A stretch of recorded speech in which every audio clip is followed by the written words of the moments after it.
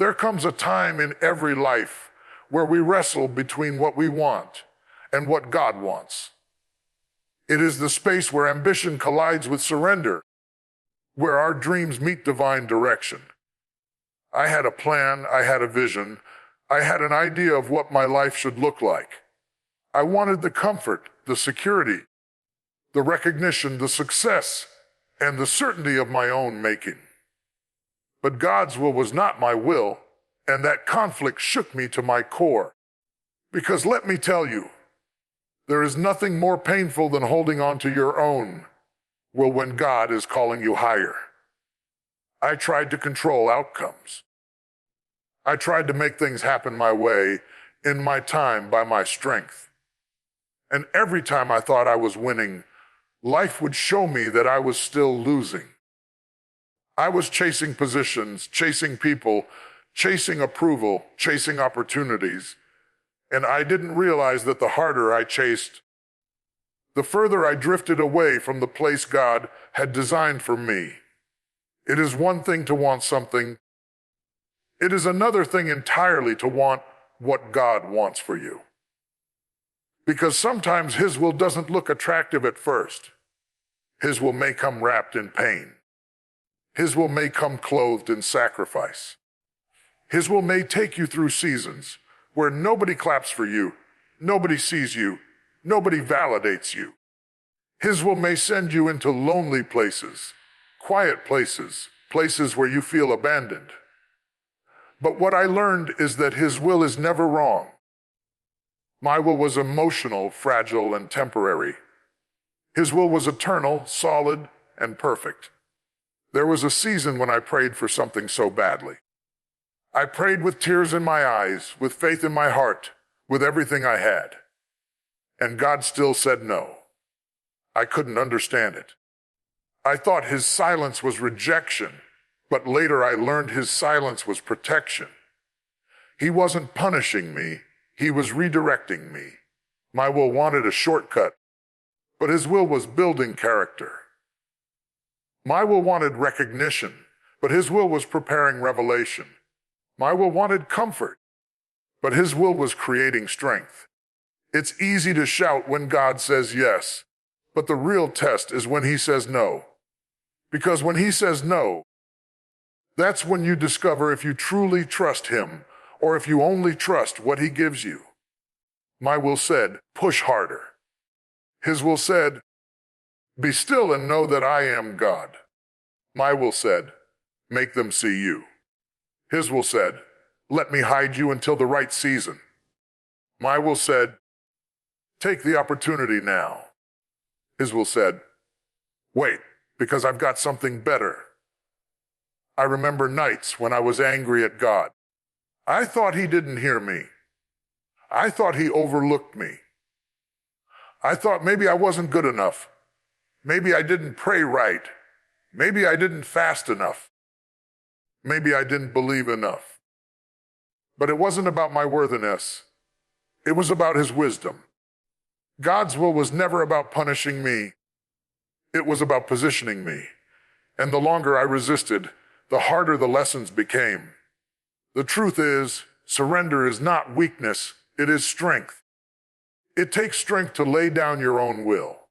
It takes strength to say, not my will, but yours be done. It takes strength to walk away from something you wanted so badly because you trust God's. No, more than you trust your own desire. It takes strength to accept that the God who made you knows you better than you know yourself. The tug of war between my will and God's will almost broke me because I kept asking myself, how could something I wanted so deeply not be good for me? How could a dream I cherished so much not be part of His plan? But now I understand, because God's will doesn't just see the moment, it sees eternity. My will saw pleasure. His will saw purpose. My will saw gain. His will saw growth. My will saw a crown. His will saw a cross. The breaking point for me came when I realized that I was exhausted from trying to make life bend to my desires. I was tired of forcing doors open that God had already shut. I was weary from chasing what never seemed to fit, no matter how much I wanted it. And in my weakness, in my tears, in my surrender, I whispered words I never thought I'd say. God, if it's not your will, I don't want it. That was the moment everything shifted. Because the moment you release your grip, God can place something greater in your hands. The moment you stop demanding your way, He can reveal His way. The moment you say, I'm done fighting you, He begins fighting for you. And what I thought was the end of my story was actually the beginning. The struggle between my will and His will taught me that peace is not found in getting everything I want. Peace is found in trusting everything He decides. And though my flesh fought it, though my emotions resisted it, though my pride hated it, my spirit began to grow in it. I stopped seeing surrender as losing, and I started seeing surrender as winning in the only way that matters. What I once called rejection, I now call direction. What I once called loss, I now call preparation. What I once called failure, I now call foundation. Because His will never wastes a moment, never wastes a tear, never wastes a season. My will may have been easier, but His will was greater. My will may have been quicker, but His will was eternal. My will may have pleased me, but His will glorified Him. And when the dust settled, when the tears dried, when I looked back at all the moments I wrestled with Him, I realized something powerful. His will had been carrying me all along there. Were chapters in my life that I wanted to skip. Pages that were so heavy with pain and confusion that I didn't even want to read them, let alone live them. I had moments where my story didn't align with my prayers, where the promises I read in Scripture didn't seem to show up in my circumstances. I would wake up every day asking, God, why am I here? Why does my life look like this? Why is my story unfolding in a way I never imagined? And the silence was deafening. Have you ever lived through a season where nothing made sense? Where every effort you made seemed to fall flat? Where every door you knocked on stayed closed? Where every prayer seemed to bounce off the ceiling and fall back in your lap? I lived there. I camped there. I wept there. And in those nights of confusion, I felt like my life had been written with mistakes. I thought maybe God had skipped over me. Maybe my story wasn't worth finishing. Maybe I was destined to live in the shadows of disappointment. But here's what I didn't understand then. Sometimes the author writes in mystery because the revelation comes later. Just because I didn't understand the chapter didn't mean it wasn't part of the story. There were moments when I begged God to explain Himself. I wanted clarity. I wanted answers. I wanted Him to show me the why behind the pain. But He didn't hand me explanations. He handed me endurance. He didn't always reveal the plan, but He gave me the strength to keep turning the page. My story didn't make sense when I was overlooked. I worked hard. I gave my all. I showed up when others quit, and still I was passed over. I asked God, why would you let me serve sacrifice and stand only to be ignored? My story didn't make sense when relationships I prayed for crumbled, when people I trusted betrayed me, when doors I thought were answers became walls of rejection. My story didn't make sense when I was faithful in the little things and still it seemed like the bigger blessings never came. And yet, looking back, I see now that the confusion was a covering. The unanswered questions were a shield. God was hiding me in plain sight. He was preserving me for something I couldn't see yet. He was writing scenes that I didn't understand, but they were essential to the plot.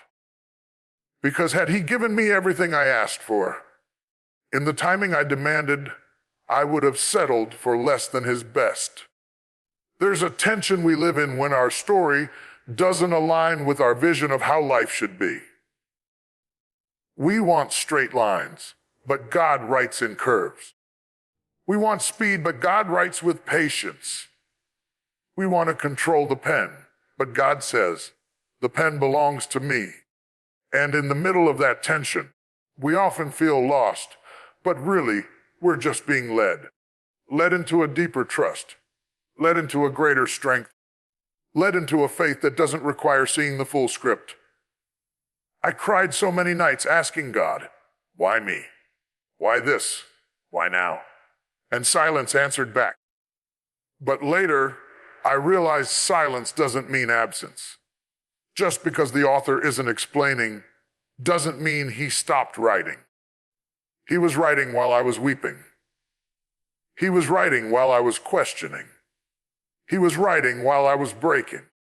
And those confusing chapters became the setup for the testimony I carry today. When my story didn't make sense, I learned something powerful, that confusion can be divine. Because when you don't understand, you are forced to trust. When you can't trace his hand, you learn to trust his heart. When your story doesn't match your expectations, you discover that your expectations were too small anyway. What I thought was chaos was actually choreography. What I thought was a delay was actually development. What I thought was the end was really just the middle. And let me be honest, it hurt. It hurt to be in the dark.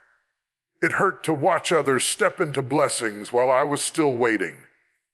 It hurt to be misunderstood, to be overlooked, to feel invisible. It hurt to live in a story that felt unfinished and unfair. But sometimes God has to strip away what you thought was the plot in order to reveal the real storyline. And the pain I endured was carving out the strength I would need for where he was taking me. There were times when I wanted to quit. Times when I wanted to close the book on my own life and say, this is too much. I can't keep going. But every time I wanted to walk away, something inside me whispered, keep reading. Keep turning the page. And sure enough, the page turned. The tears didn't last forever. The silence didn't last forever. The confusion didn't last forever. Because the author was still in control. What I learned when my story didn't make sense is that God doesn't write random words. He doesn't waste ink. He doesn't scribble without purpose. Every line, every pause, every chapter has meaning. And even when I couldn't see it, he was threading purpose into the paragraphs of my life.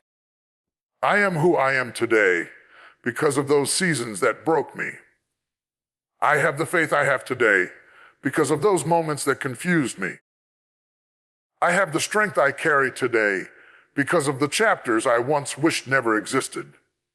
When my story didn't make sense, God was teaching me that his thoughts are higher than my thoughts. His ways are higher than my ways. And his script is greater than my script. And though I wanted answers, he gave me something better. He gave me himself. And in his presence, even unanswered questions began to feel like enough. There comes a shift in life when you realize that it is not about how fast you run, how hard you push, or how much you desire. It is about alignment. Alignment with God's purpose changes everything. It is not simply about chasing dreams. It is about walking in destiny.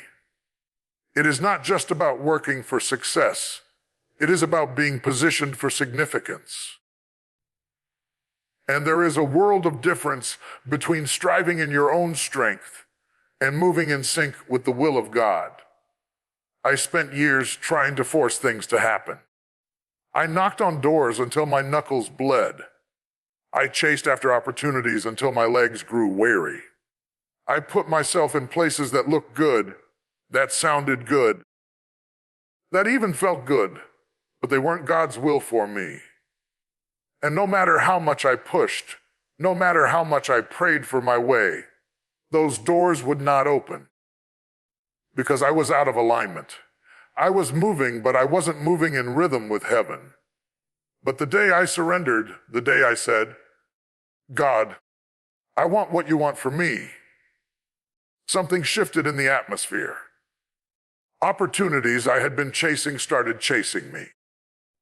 Doors I had been pounding on began to swing open by themselves. The relationships I thought I needed fell away, and the relationships I truly needed came into my life without effort. Because when you align with God's purpose, you don't have to manipulate. You don't have to force. You don't have to beg. What is for you will find you. Alignment doesn't mean it won't be hard, but it means it will be purposeful. Pain in alignment produces growth. Waiting in alignment produces strength. Silence in alignment produces faith. You can suffer outside of God's will and come out empty, but when you suffer inside His will, you come out stronger, wiser, and closer to the person He created you to be. Alignment redeems the pain. Alignment redeems the process. Alignment redeems the tears. I learned that being aligned with God's purpose often requires letting go of good things to make room for the God thing. There were positions that looked appealing, but they weren't mine. There were people who seemed right, but they weren't part of my journey. There were opportunities that glittered with promise, but they weren't my assignment. And if I had clung to them, I would have missed what God really had for me. Alignment meant trusting that His no was as important as His yes. Alignment meant learning that sometimes rejection is direction, and sometimes closed doors are divine protection. There were seasons where I felt hidden, seasons where I wondered if God had forgotten me. But alignment taught me that hiding is not forgetting. Sometimes God hides you to prepare you. Sometimes God hides you to build you in the dark before He reveals you in the light. Sometimes He keeps you covered so that when the time comes, you are ready to carry what He is about to release. And alignment with His purpose means trusting His timing, even when it feels like delay. Alignment is about flow. It's about moving with God rather than against Him. When I was out of alignment, everything felt heavy, forced, exhausting. When I aligned with Him, there was a peace that didn't make sense, a strength that carried me, a joy that wasn't tied to circumstances. I still had battles. I still had storms. I still had nights of tears. But there was an undercurrent of confidence that whispered, "You are exactly where you need to be." I discovered that alignment isn't just about what you do. It's about who you are becoming. God wasn't just interested in my achievements. He was interested in my character. He wasn't just shaping my story.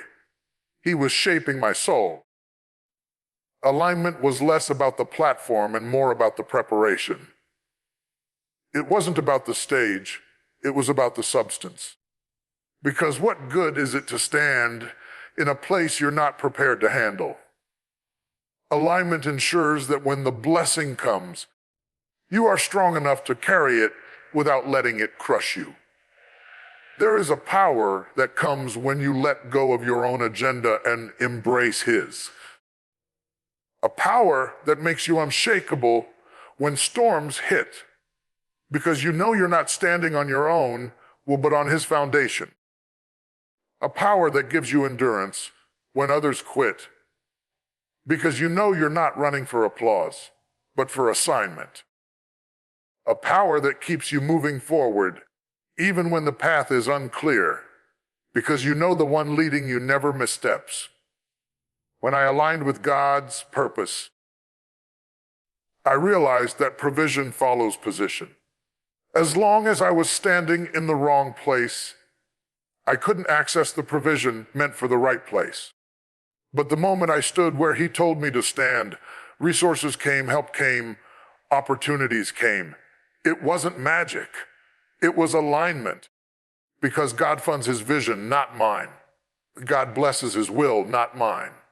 God protects his plan, not mine.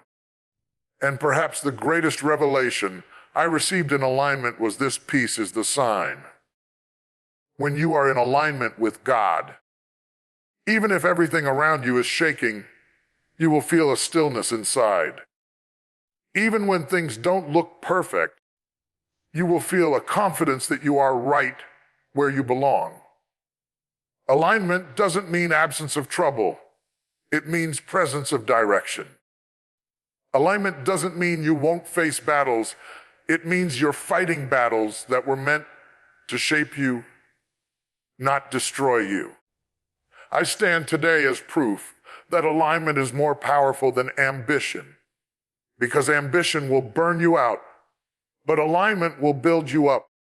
Ambition will drain you, but alignment will sustain you.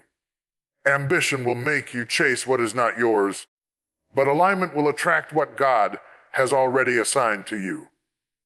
And in that alignment, you discover the joy of walking not in your own story, but in the story he wrote before the foundations of the world. I stand as living proof that his will is not a theory, not a concept, not just words in a book.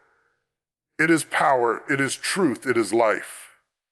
When I look back at the twists and turns of my story, when I replay the moments I thought were my ending, when I recall the nights I wept and the days I questioned, I can say with confidence that his will was working even when I could not see it.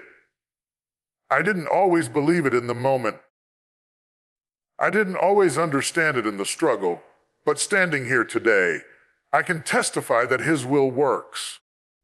There were times when I thought I had ruined everything.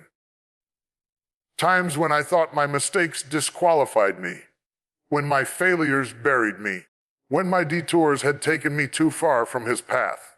I thought, surely God can't use me now. Surely his plan is over for me. Surely I've missed my chance. But his will does not break under the weight of my failures. His will does not dissolve when I make mistakes. His will bends the broken pieces of my life into something beautiful. His will takes what the enemy meant for evil and flips it into good. His will works, not because I am perfect, but because he is sovereign. I used to think that God's will only worked for the holy, the flawless, the spotless. But I discovered it works for the broken, the weary, the flawed, and the forgotten. Because his will is not about my worthiness, it is about his purpose. I did not earn it, I could not deserve it, and yet it carried me. Even when I was running away, his will was chasing me down. Even when I was doubting him, his will was still defending me. Even when I let go of him, his will never let go of me. Standing here today, I can say that every detour had direction. Every delay had design. Every disappointment had destiny hidden inside.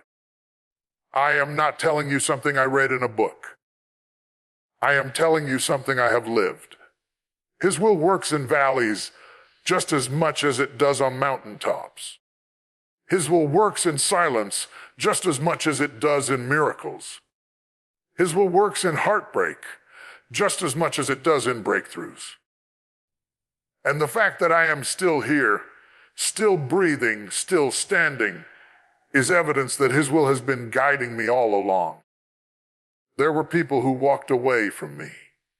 People I thought would be part of my forever story turned out to only be temporary chapters. At the time, I thought their absence would break me, but their leaving was part of his will. Because his will removes what you don't need in order to give you what you do. His will clears out the wrong voices so you can hear his voice more clearly. His will takes away props so you can learn to stand on his promises alone. And while it hurt when they left, I can now see that their departure made room for my destiny. His will doesn't always look like progress. Sometimes it looks like loss. Sometimes it looks like failure. Sometimes it looks like going backwards.